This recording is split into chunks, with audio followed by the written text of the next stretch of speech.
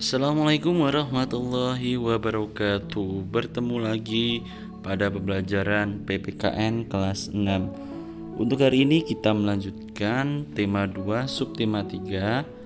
Yang lalu kita sudah membahas mengenai subtema 1 dan 2 tentang toleransi serta kerjasama di dalam masyarakat, sekolah, serta keluarga.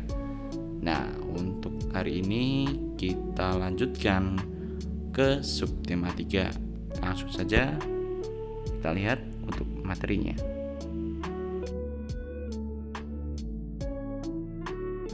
Menjelaskan manfaat persatuan dan kesatuan dalam kehidupan Negara Kesatuan Republik Indonesia atau NKRI. Sejarah itu menunjukkan bahwa bangsa Indonesia berhasil meraih kemerdekaan karena adanya persatuan dan kesatuan. Persatuan kesatuan pada masa penjajahan itu ditunjukkan oleh etikat golongan muda dan golongan tua yang saling bersatu untuk membela Nusantara. Nah, atas desakan golongan muda yang segera untuk memproklamasikan negara Indonesia, sedangkan golongan tua yang menunggu untuk Jepang memerdekakan negara Indonesia. Namun berkat keuletan dari golongan muda, akhirnya kita sudah bisa merdeka pada tanggal 17 Agustus 1945 yang diproklamasikan oleh Bung Karno.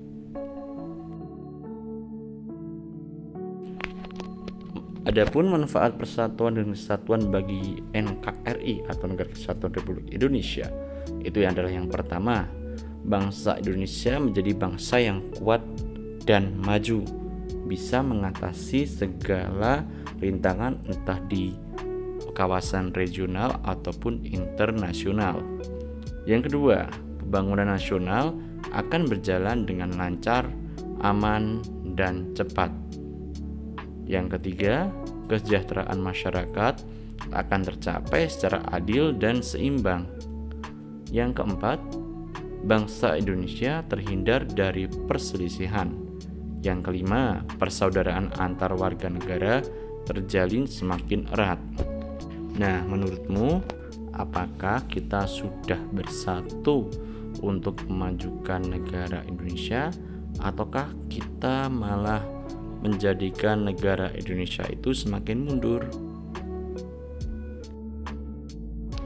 Pentingnya persatuan dan kesatuan demi kesejahteraan rakyat itu berfungsi untuk mencapai persatuan dan kesatuan. Kita itu perlu memiliki sikap peduli, rela berkorban, mendahulukan kepentingan bersama, dan toleransi. Nah, kita sudah membahas juga pada pertemuan yang minggu lalu bahwa toleransi itu tanpa membeda-bedakan, entah kita membantu sesama agama, beda agama, ataupun orang yang berbeda suku. Adapun kita juga bisa untuk lebih mementingkan kepentingan bersama daripada kepentingan pribadi, ataupun kita lebih mementingkan kepentingan negara daripada kita mementingkan kepentingan golongan. Kita juga rela berkorban demi kepentingan sesama. Jikalau ada tetangga kita, ada orang yang sangat membutuhkan bantuan kita rela berkorban, entah bentuk tenaga ataupun bentuk uang ataupun materi. Kemudian kita bisa peduli dengan apa yang ada di sekitar kita. Ketika kita sudah mencapai nilai persatuan dan kesatuan, kita akan bisa mencintai dan menggunakan produk Indonesia. Jadi kita tidak perlu menggunakan produk-produk yang berasal dari luar ataupun impor. Nah, yang kedua, rajin belajar untuk membangun bangsa. Jadi kita wajib untuk menuntaskan pendidikan selama 12 tahun, kita bisa membangun bangsa yang lebih indah, lebih maju, di tahun 2045 yang namanya Gold Generation. Nah, untuk yang ketiga adalah mempererat kerja sama antar sesama.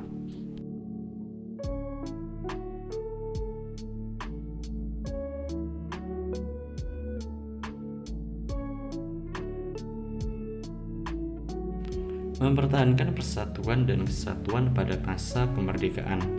Nah, cara-cara untuk mempertahankan persatuan dan kesatuan pada masa sekarang ini yaitu yang pertama, menjaga keharmonisan antar suku, bangsa, dan agama. Adapun lebih spesifiknya itu kita harus menjaga keharmonisan antar sesama manusia tanpa memandang dia itu suku yang berbeda, bangsa yang berbeda, agama yang berbeda, ataupun sosial, entah kaya, miskin, dan lain sebagainya. Yang kedua yaitu meningkatkan semangat kekeluargaan dan gotong royong. 3. Memperluas pergaulan dengan orang yang berlainan suku, bangsa, dan agama. Serta yang keempat, meningkatkan pendidikan masyarakat. Jadi tidak ada kebodohan di negara kita ini. Yang kelima, tidak mudah terpancing oleh pihak-pihak yang ingin memecah belah bangsa. Di sini kita wajib untuk lebih berpikiran dingin agar tidak terpancing emosi oleh pihak-pihak tertentu yang akan memecah belah bangsa kita.